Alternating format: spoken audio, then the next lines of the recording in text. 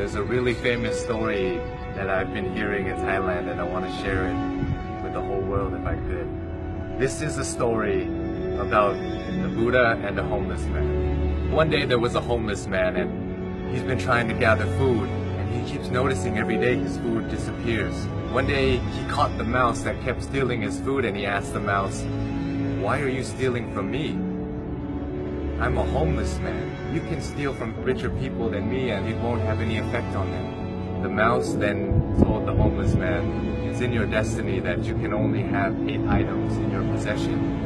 No matter how much you beg, no matter how much you gather, this is all you'll be able to have." The homeless man was shocked and said, "Why is that my destiny?" And the mouse said, "I don't know.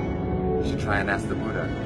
So the homeless man goes on his journey to go find the Buddha, and as he's going, it gets late, so he ends up at a wealthy family's house, and he asks if he could stay the night. They let him in, and they ask him, "Young man, why are you traveling so late?" And he answered, "I have a question for the Buddha, and tomorrow I'll be on my way." The family then says, "Can we give you a question to ask the Buddha? We have a 16-year-old daughter who can't speak. We just want to ask, what do we have to do to make her speak?" So the homeless man thanks them for shelter and tells them, "Of course, I'll ask your question for you." So the next morning he goes and continues his journey and sees a sea of mountains that he has to cross. He climbs up one mountain and he meets a wizard. And the wizard decides to use his staff to take the young man and himself, fly them across the sea of mountains. And the wizard asks the young man, "Where are you going? Why are you deciding to cross these mountains?" And the young man said, "I'm going to ask the Buddha a question about my destiny." The wizard then says, "Can I please give you a question to ask the Buddha? I've been trying to go to heaven for 1,000 years. According to my teachings, I should be able to go to heaven now. Can you please ask the Buddha, what do I have to do to get to heaven?" "Of course, I'll ask your question for you." And as he continues on his journey, he runs into his last obstacle, which is a river that he cannot cross. Luckily, he meets a giant turtle who decides to take him across the river. And as they're crossing the river, the turtle asks, "Where are you going?" "I'm going to see the Buddha. I'm going to ask him a question about my destiny." The turtle then says, "Can you please ask a question for me too? I've been trying to become a dragon for 500 years. According to my teachings, I should have become a dragon by now. Can you please ask the Buddha, what do I have to do to become a dragon?" So the young man thanks the turtle for taking him across the river and says, "Of course, I'll ask you a question for you." The homeless man finally meets the Buddha, and the Buddha tells everybody, "I will answer 3 questions for everybody here, but only 3 questions." And the young man is shocked. He has 4 questions to ask. So he thinks carefully. He thinks about the turtle. The turtle's been living for 500 years trying to become a dragon. The wizard has been living for 1,000 years trying to get to heaven.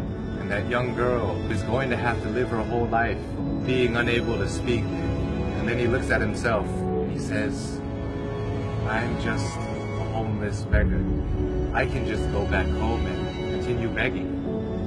So as he looks at everybody else's problems, his problem suddenly seems so small. So he feels sorry for the turtle, the wizard, and the young girl, and decides to ask all of their questions. So he asks the Buddha, and the Buddha answers.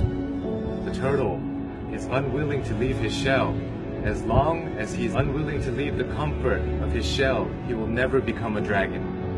The wizard always carries his staff and never puts it down. It acts as an anchor, keeping him from heaven. And as for the girl, she'll be able to speak when she meets her soulmate. So the homeless man bowed to the Buddha and went on his journey back home. He reunites with the turtle and he tells the turtle, "Hey, you just have to take off your shell and you become a dragon." The turtle then takes off his shell, and inside his shell were priceless pearls found in the deepest parts of the ocean. And he gives it to the homeless man and tells him, "Thank you. I no longer need this because I'm now a dragon." Flies away.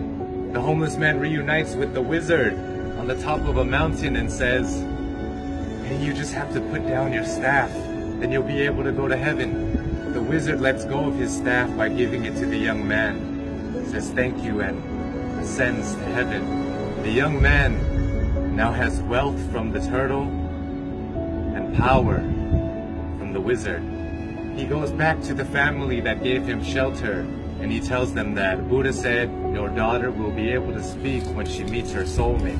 And at that moment, the daughter came downstairs and said, "Hey, is that the man that was here last week?" The young girl and the once homeless man have found their soulmate. This story tells us so many things, so many lessons, but for me, I think that sometimes we have to give things in order to get some things. Sometimes if we want to become a dragon, we want to become a lion, we have to be willing to leave behind what makes us most comfortable, what makes us feel most safe. We have to leave our comfort zone, just like the turtle did. And in order to find true love, we must become somebody who is willing to put others before ourselves. When you're alone and when you're lost in your thoughts, sometimes your problems seem so big. It may seem like it's the end of the world, but if we look at other people's lives, other people who don't have as much opportunity as us and who have it worse than us, sometimes it makes our problems seem so much smaller. And if we're willing to lend a hand to those who are struggling more than us, willing to help them, it may change the course of your life, your destiny, and the universe may repay you in such a way that you never would have imagined. It will come back to you. All the good that you do in the world will come back to you. If you're going through hard times right now, I hope this story helps you. My name is Sean Uranahi. I love you all, and I hope you have a wonderful, wonderful